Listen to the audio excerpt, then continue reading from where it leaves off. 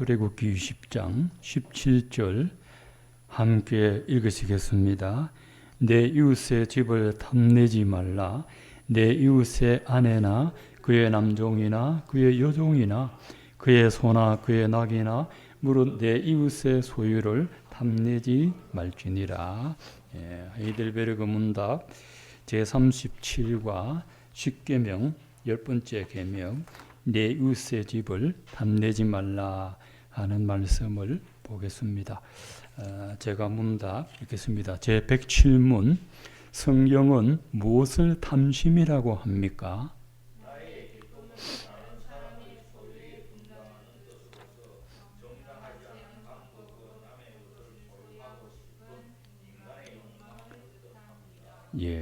탐심의 정의가 내 기쁨을 내 소유가 아니고 다른 사람의 소유. 근데 탐내다는 히브리어 하마드라고 합니다. 갈구하고 즐거워한다는 겁니다.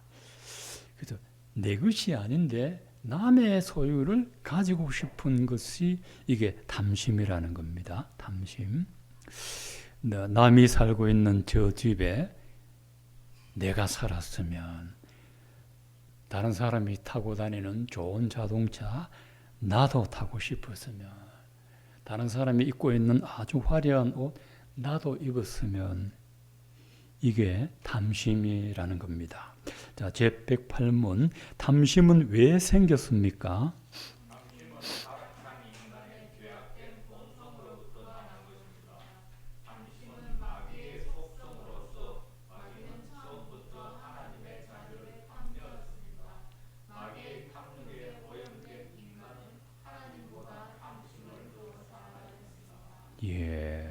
이제는 탐심의 원인입니다.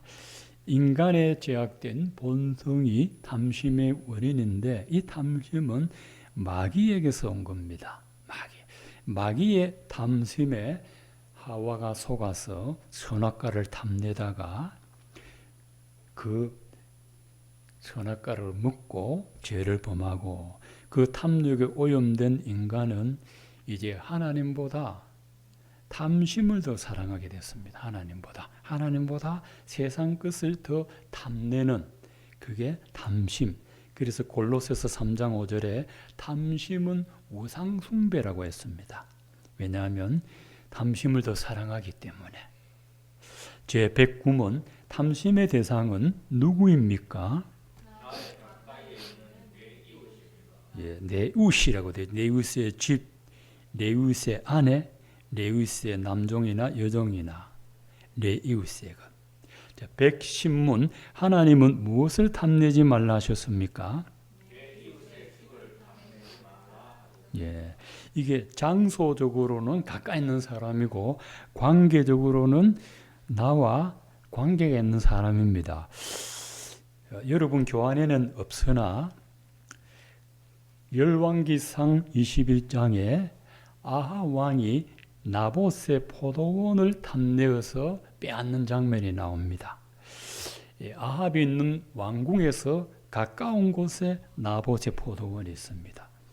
그 사람 것을 탐내어 결국은 누명을 덮으시워서 목숨을 빼앗고 포도원도 빼앗았습니다. 또 관계적으로 전혀 모르는 사람이 아니고 알고 있는 사람의 소유. 전문직에 있는 사람들이 사기를 많이 당하지 않습니까? 공직생활 오래 하다가 받은 퇴직금 가까운 사람이 와서 탁 들어갑니다. 사업에 투자하라. 연예인들 연기만 하다 보니 세상 물정 모르니까 많이 벌은 돈 한 방에 날려버리는데 다 가까이 아는 사람을 통해서 그래야 합니다. 사무엘하 13장에 보면 다윗의 아들 중에 암논이라는 아들이 있는데 암논의 이복 여동생 다말이라는 여동생이 있는데 참 아리따고 곱습니다. 절세의 미인입니다. 그 다말의 오빠가 압살롬입니다. 압살롬은 정말 잘생긴 남자죠. 그 여동생도 참 잘생겼습니다. 근데 암논은 다말을 사랑하지 않으면서 탐욕스러운 마음으로 아주 뭐 그의 말로 성폭행을 저질렀습니다. 그리고는 탁 던져버렸습니다. 이게 사랑하면 데리고 살아야 되는데 탐심을 부르니까 범하고 나서는 버려버렸죠. 로마서 13장 10절에 사랑은 이웃에게 악을 행치 않고, 고린도전서 13장 5절에는 사랑은 오래 참고 무례하지 않고 자기 유익을 구하지 않고 남의 유익도 구하고 악한 것을 생각하지 않는다 했는데, 암논은 사랑하는 마음이 아니라 탐욕으로 범죄를 저질렀습니다. 자, 제 111문 탐심의 결말은 어떻게 됩니까?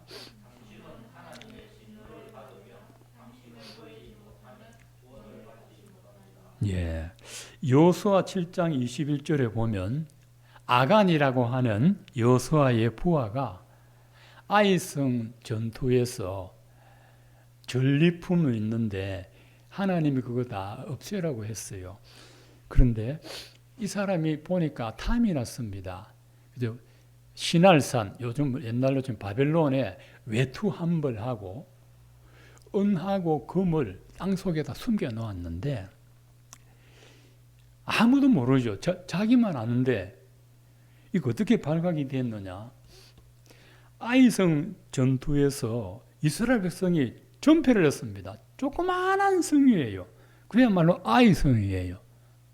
그때 전패를 하니까 여호수아가 하나님께 기도하기를, 하나님 우리가 왜 졌습니까? 너희 중에 탐심을 부린 자가 있다. 탐심을 부린 자가 있다. 아간이 여리고성 점령할 때 그걸 숨겨놓았어요. 그걸 숨겨놓고 가만히 있다가 아이성 전쟁에서 지니까 하나님이 너희 중에 탐심을 부린 자가 있다. 그래서 그때는 제비 뽑기를 했습니다. 구체적인 방법은 잘 모르는데 이렇게 제비 뽑기를 해가지고 뽑고 뽑았는데 아간이 딱 뽑혔습니다. 네가 뭘 훔쳤느냐 하니까 바벨론의 외투 한 벌하고 은하고 금을 땅 속에 내가 숨겼습니다. 땅을 파보니까 그게 나와요. 그래서 돌에 맞아 죽었습니다. 그 사람은. 그리고 이 탐심은 구원과도 관련되어 있는데 그 밑에 고린도전서 6장 9절에서 11절 말씀을 함께 읽겠습니다. 불의한 자가 하나님의 나라를 유업으로 받지 못할 줄 알지 못하느냐. 미혹을 받지 말라. 음행하는 자나 우상숭배하는 자나 간음하는 자나 탐색하는 자나 남색하는 자나 도적이나 탐욕을 부리는 자나 술 취하는 자나 모욕하는 자나 속여 빼앗는 자들은 하나님의 나라를 유업으로 받지 못하리라. 너희 중에 이와 같은 자들이 있더니 주 예수 그리스도의 이름과 우리 하나님의 성령 안에서 씻음과 거룩함과 의롭다 하심을 받았느니라. 아멘. 자, 하나님의 나라를 유업으로 못 받는다. 두 번이나 나와 있습니다. 10가지의 불의한 것인데 음행, 우상숭배, 간음, 탐색, 남색, 도적, 탐욕. 남색은 여자가 남자를 탐하는 거죠. 탐욕, 술 취한, 모욕, 속이판. 여러분, 이 술 취함이 술 마신 행위를 말하는 게 아닙니다. 술이라고 하는 것은 사람을 마비시키고 정상적인 사고를 마비시킵니다.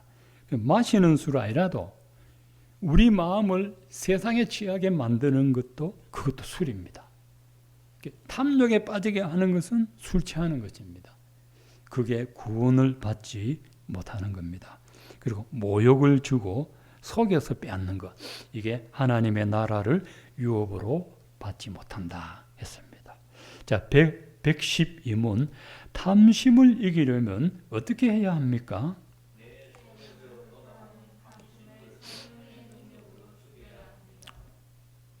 예, 그 밑에 거도.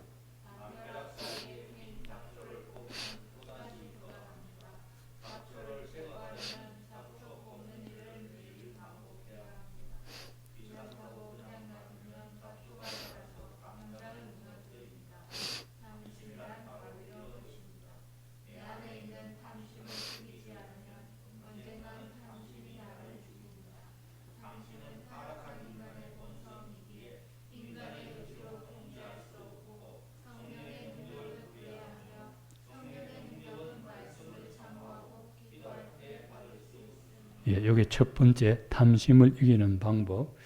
내 의지로는 안 됩니다.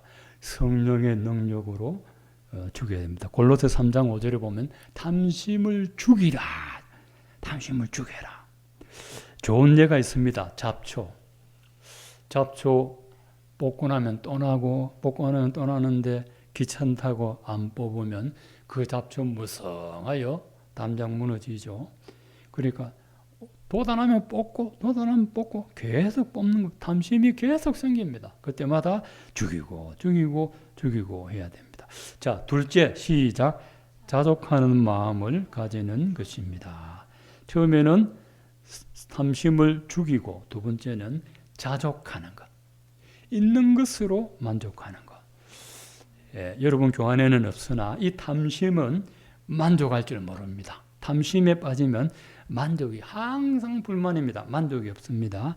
민수기 11장에 보면 이스라엘 사람들이 고기 먹고 싶어서 환장을 해서 하나님께 애굽에서 먹었던 고기 여기 좀 달라 하니까 하나님이 주셨습니다. 근데 하나님이 내게 주신 만나는 하찮고 애굽의 것, 남의 고기는 좋게 보였습니다. 그래서 하나님이 메추라기를 내가 주겠다 했는데 동서남북 사방으로 하루길 되는 넓이입니다. 하루 종일 걸어갈 수 있는 거리에 높이는 1m입니다. 여러분 아침부터 저녁까지 하루 종일 걸어다니는 그 거리 안에 1m 높이로 메추라기를 쌓아 놓았습니다. 얼마나 많습니까? 이걸 본 사람들이 한 사람이 거둔 양이 얼마나 되느냐? 적게 거둔 사람이 10호멜입니다. 10호멜. 한 호멜만 해도 되는데 10호멜입니다. 반나절 동안 거두는데 10호멜인데 여러분 참고로 한 호멜은 기름 한 통입니다. 엄청 크지요? 220리터. 그러니까 그 10호멜은 1톤 정도 무게가 나가는 거죠. 그걸 한 사람이 거둬들었는데 그거 먹을 수 있어요? 없어요? 못 먹죠. 그게 욕심이라는 거죠. 너가 욕심대로 한번 먹어봐라. 결국 그거 못 먹고 하나님이 다 죽이셨어요. 이 탐심은 하나님의 진노를 받는 겁니다. 탐심은 우상숭배이기 때문에. 잠언에도 보면 탐심은 눈을 높일 때 눈이 높은 것도 죄라. 내 능력치 밖의 걸 자꾸 가지려 하는 거 그게 탐심이죠.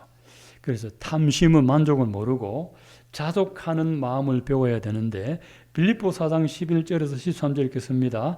내가 궁핍함으로 말하는 것이 아니니라.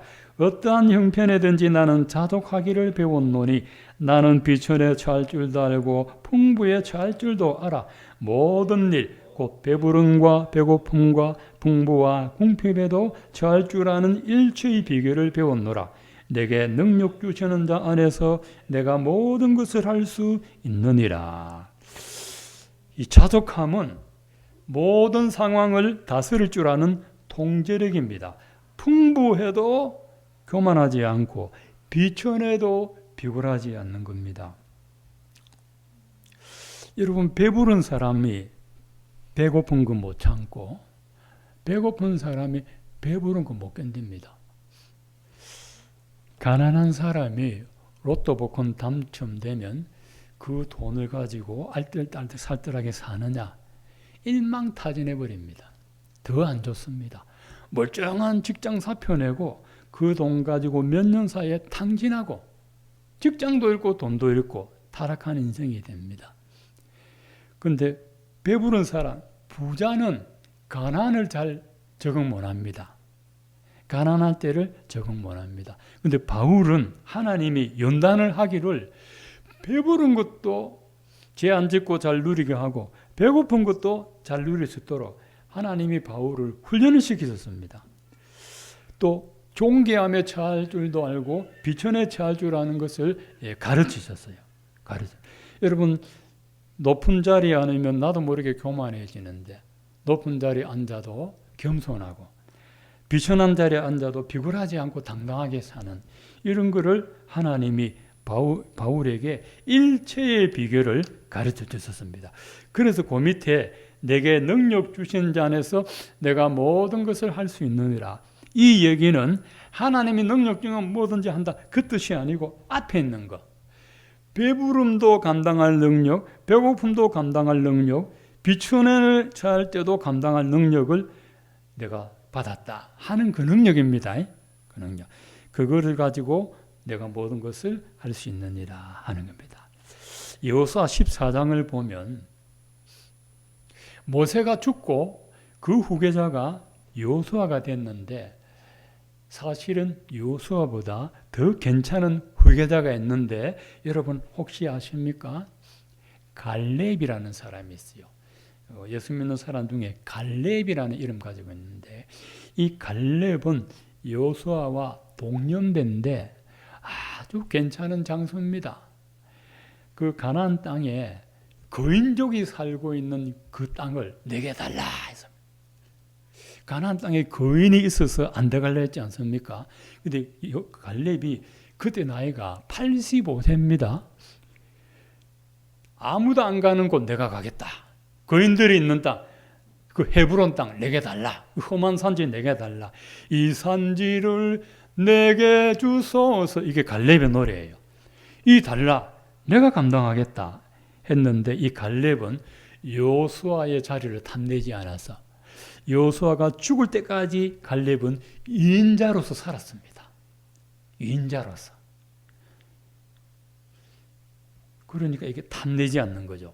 남의 자리를 탐내지 않고 남의 지위를 탐내지 않고 남의 것을 탐내지 않는 이 자족하는 마음은 예수님이 주시는 거예요. 예수님의 십자가 묵상할 때 그렇게 될 수 있습니다. 하나님의 아들의 그 영광을 버리고 낮고 천한 이 땅에 온 예수님을 보면 우리도 자족할 수 있습니다.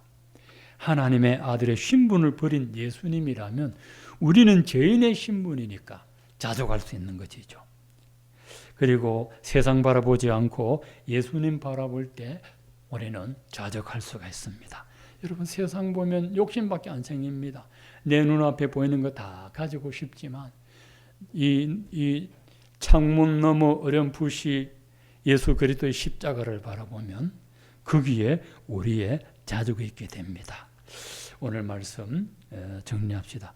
날마다 우리 마음에 잡초처럼 돋아나는 탐심을 우리가 이겨내야 되는데 항상 탐심을 죽이는 일과 함께 자족하는 마음을 가져서 주님이 우리에게 주신 것들로 감사하는 저와 여러분 되시기를 축원을 드립니다.